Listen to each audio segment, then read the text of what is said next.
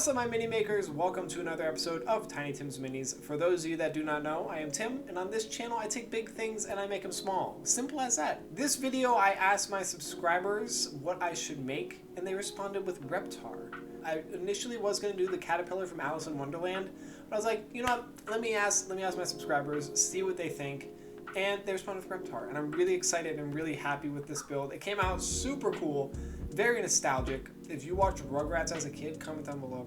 I thought it was a great show, so I was really excited to make Reptar. But before we get into it, make sure you hit that like, hit that subscribe. If there's anything you want to see me make, leave a comment down below. Also, check out my links down below. I have a Patreon, so if you want to help support me make more videos, go ahead and check that out. Really cool stuff on there. I post bi-weekly updates, maybe more, on what I am making. I ask for your critiques, just asking general questions. I post my videos, so if you like the videos without the voiceovers and just the music, you get that as a patron. It's pretty cool, and some other little stuff, you know, just some stuff here. It really helps me to make more videos. I also have some Amazon links down below. It's just the tools and stuff I use. They're affiliate links, so click on any of those links and buy what's on there. It gives me a little kickback. Really appreciate it. All right, let's not waste any more time. Let's get building.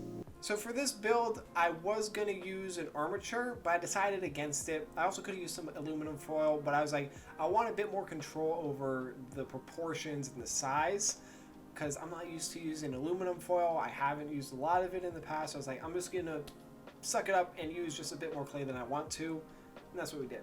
I really wanted to focus on, for the shape of the body, I wanted to get all the proportions correct, because this isn't one of my own characters. I'm not sculpting it being like, oh, I'm just gonna make a green dinosaur that looks funky. No, this is from a TV show. This is from a show that I watched as a kid. I love this show, and I wanted to make it look like it. I wanted people to look at it and be like, hey, that's Reptar. And I think I got that. So the basic shape was really easy, and I was really happy with it. I'm using some ball styluses just to open up the mouth a little bit more, get a little bit of dimension in there, and then stabbing some eye holes with the same ball stylus and using some pre-baked balls for his eyeballs. From here, I'm just using some clay turds, just kind of bulking up the shape. Really, I just wanted his eyebrow ridges. Again, it's just really focusing on the detail, because this isn't my original character, and I wanted to do it justice. I think I did. But I really focused on getting everything nice and smooth, getting everything uniform, and making sure everything was symmetrical on both sides. Right here, I'm pre-baking his teeth. What I did was rolled up some balls, little tiny balls, smushed them onto the glass, and then when they baked, I just trimmed them up to make them look like the teeth. It was pretty simple. And same with his spikes on his back.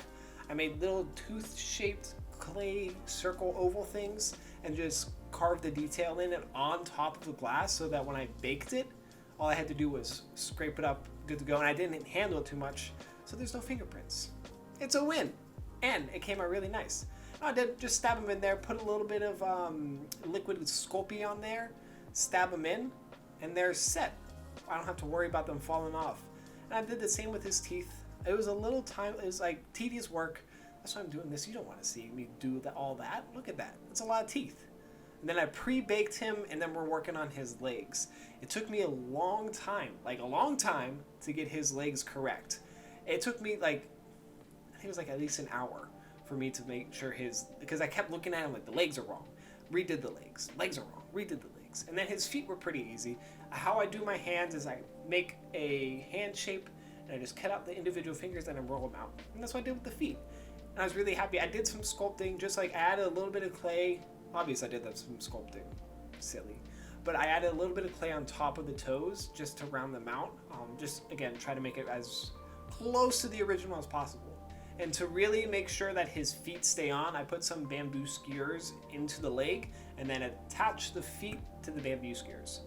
I ended up having to remake the feet, because when he was baking, I decided to bake him standing up, and then he toppled over, so he had these weird crooked feet, and I was like, I'm just gonna remake the feet. But it was the same process. The arms were really simple. I cut out a little divot right where the elbow is gonna be, the little crook of the elbow, so that I can bend it nice and easily, and it adds a little wrinkle in there. It was, I don't know, the arms looked really nice. And then the hands, again, just the same as the hands, make the basic shape, and then I cut the fingers out and then roll them out to when I want, the size I want them.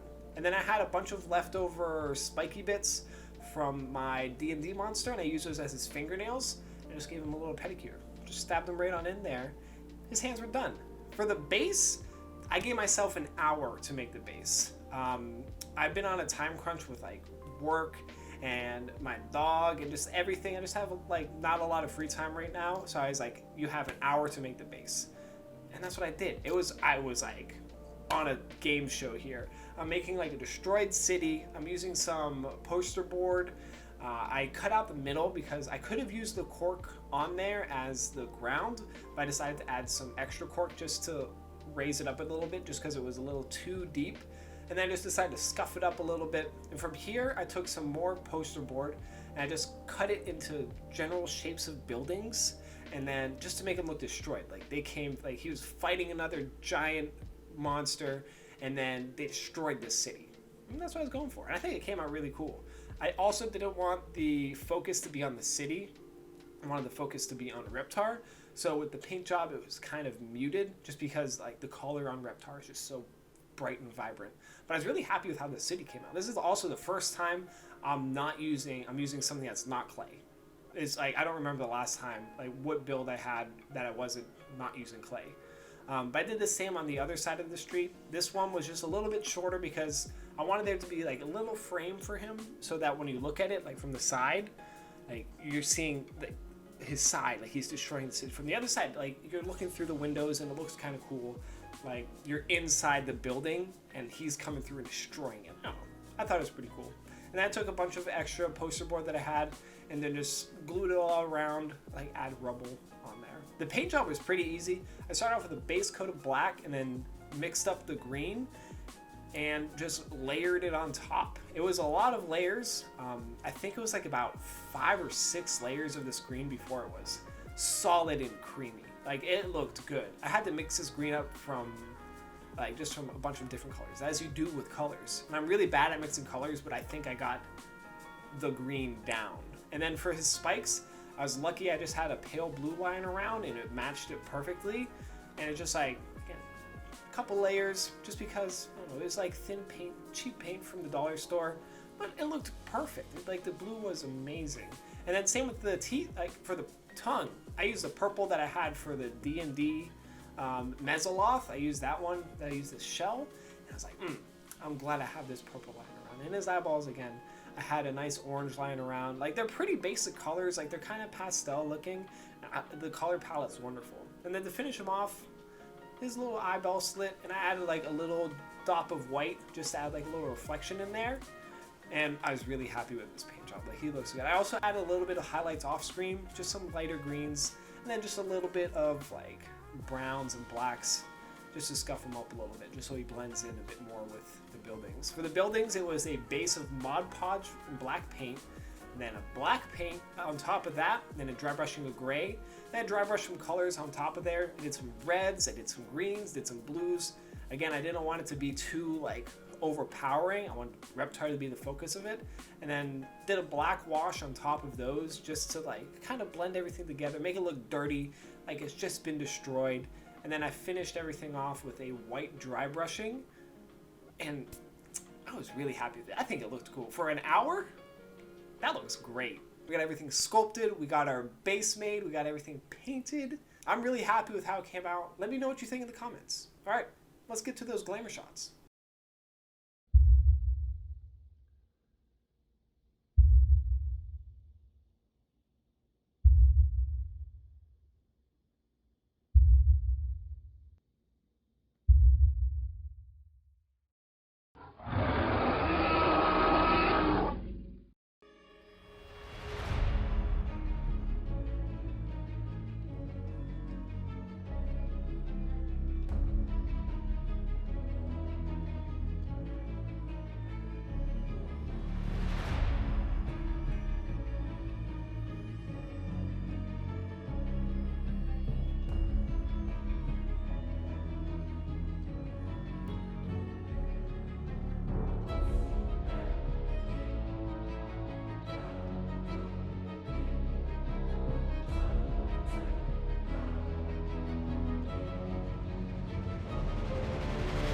And we got another diorama in the books. I'm really happy with this one. Very nostalgic. I loved Rugrats as a kid, and I was really excited to make him. And he came out super cool.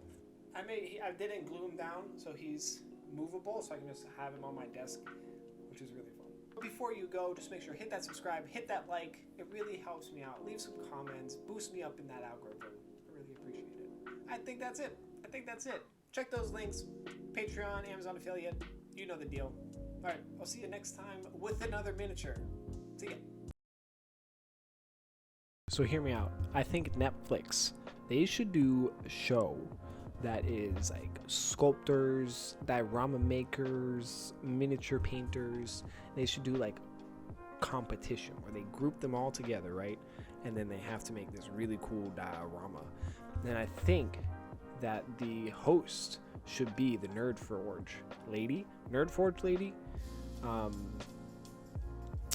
I think it should have a guest host of the craft man from Steady Craftin', and definitely Bill Makes Stuff. Like, he would be a good host. I think the Nerdforge and Bill Makes Stuff, that would be a fun duo. I would be the executive producer and the creator of this. I'd be like what's the guy from Chopped, where he's just kind of talking in the background. He's not really a judge, he's just the commentator. I think that would be me, because I wouldn't want to participate. I am talented, but I am not that talented. There are many more talented people out there, but I think I would make a great host. So Netflix, call me or DM me on my Instagram. But if they end up making that show, I made this first. Trademark. I'm coming after your pockets, Netflix. But I think that'd be pretty cool. Okay, bye. Bye. Is this thing on?